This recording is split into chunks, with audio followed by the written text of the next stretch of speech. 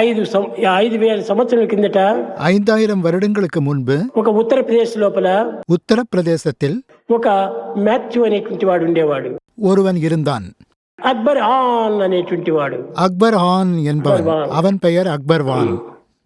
అతను ఎప్పుడు కూడా నేనే దైవము నేనే దైవము నేనే దైవము అనుకుంటేవాడు. அவன் எப்போதும் நானே தெய்வம் என்று சொல்லிக்கொண்டே இருப்பான். అందరూ విన్నారు, ఆశ్చర్యపడ్డారు. எல்லோரும் இதை கேட்டு ஆச்சரியப்பட்டனர். ఏమిటి పిచ్చివాడా ఏమిటి, இவன் பைத்தியக்காரனா? ఎందుకు ఈ విధంగా చెప్తున్నాడు? ஏன் இவ்விதமாக சொல்கிறான்? అహంకారమా ఏమిటి, அகந்தையால் சொல்கிறானா? ఇంకా కొంతమంది ఈ పండితులకందరికీ ద్వేషం పూనింది என்று பண்டிதர்கள் பலருக்கு இவன் மீது வெறுப்பு ஏற்பட்டது. ఇన్ని విద్యను నేర్చినప్పటికీ మేమే దైవమని మేము చెప్పటం లేదే. இவ்வளவு படித்த நாங்களே தெய்வம் என்று ஒருபோதும் சொல்லிக் கொள்வதில்லையே. అక్బర్ ఖాన్ అంటున్నాడు నేనే దైవం అంటున్నాడే. இந்த பைத்தியக்கார அக்பர்வான் நானே தெய்வம் என்று கூறிக்கொள்கிறான் రాజు దగ్గర పోయి ఫిర్యాదు చేశారు. என்று அவர்கள் அரசனிடம் சென்று புகார் செய்தனர். అనేక రకములుగా విచారణ సలిపాడు. அரசனும் தீர விசாரித்தான். కట్టగడపటికి ఎక్కువ ఈ యొక్క ప్రచారానికి విరుద్ధంగా కంప్లైంట్లు వచ్చాయి. ஆனால் ఇవனை పற்றிய புகார்கள் நிறைய வந்தன. ఈ పండితులు కూడాను రాజు దగ్గర చేరారు. பண்டிதர்களும் அரசனை அணுகினர். పండితానగా ఏమిటి? பண்டிதன் என்றால் யார்? పండిత సమదర్శన.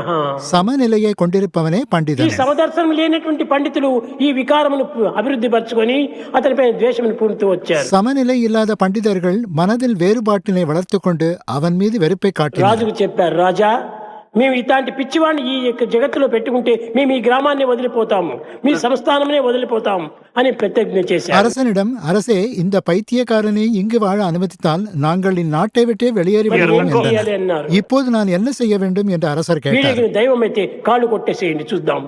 இவனே உண்மையான தெய்வம் என்றால் இவன் கால்களை வெட்டுவிடுங்கள் அரசே என்றனர். అతను ఆ యొక్క ఆజ్ఞ ఇచ్చాడు. அரசர் ஆணையிட்டார். కాళ్ళు కొట్టేసేస్తుంటే అప్పుడు కూడా నేనే దైవం అన్నాడు. கால்களை வெட்டிய பின்னரும் நானே தெய்வம் என்று சொல்லிக் கொண்டே అతను இருந்தான். బాధపడలేదు. ఆ కారేటువంటి రక్తం అంతా కూడాను నేనే దైవం అంటున్నాడు. அவன் துன்பப்படவில்லை. அவன் கால்களிலிருந்து வந்த ரத்தம் கூட நானே தெய்வம் என்று உரைத்தது. రాజు చాలా బాధపడ్డాడు. இதை கண்ட அரசர் மிகவும் வருந்தினார். జ్ఞానరహితులైనటువంటి ఈ యొక్క పండితుల వల్ల నేను ఇంత పాపకార్యం చేశాను. அறிவற்ற இந்த பண்டிதர்களின் சொல்லை கேட்டு நான் பெரும் பாவத்தை செய்துவிட்டேன்.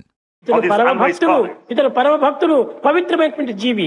இவன் ஒரு பரம பக்தன், பவித்திரமான ஜீவன் అని అతన్ని వర్ణించి అతను చెప్పినటువంటిది సత్యం అని వర్ణించాడు. என்று அவனை புகழ்ந்து அவன் கூறியது சத்தியம் என்று உரைத்தார்.